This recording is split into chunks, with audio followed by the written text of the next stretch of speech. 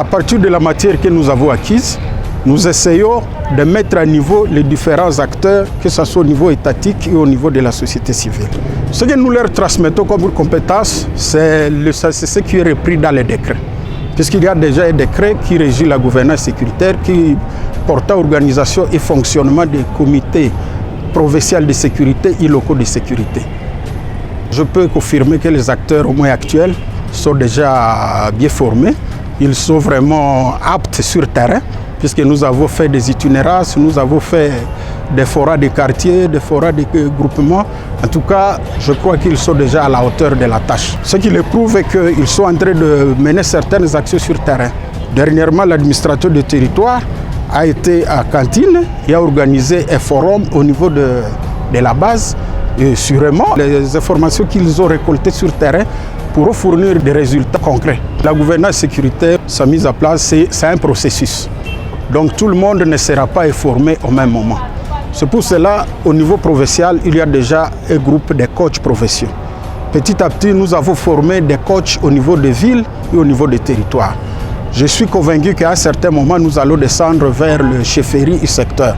Donc c'est déjà un cadre, une pépinière qui permettra la pérennisation des acquis du programme ESPER.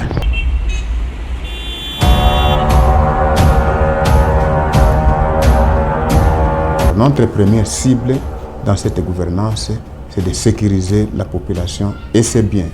De façon que si la population est bien sécurisée, elle peut contribuer au développement. Et cela passe par la formation de nos autorités et même de nos services, afin d'assumer correctement leur mission, la sécurisation des personnes et de leurs biens. Il y a les changements qui est notable. Par exemple, auparavant, on avait des formations, mais l'insécurité battait toujours son record. Mais depuis la série de formations dont nous avions suivi, nous sentons que sur le terrain, il y a une amélioration. Les cas de cambriolage, de visites nocturnes, de tracasseries a baissé sensiblement. Après une période, un trimestre, on se réunit, on évalue. Est-ce que nous avons marché dans les bons ou bien il y a des choses à corriger?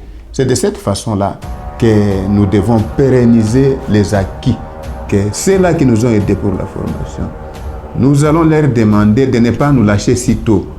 On a encore besoin d'eux. S'ils peuvent le faire encore davantage, en tout cas, nous allons les applaudir.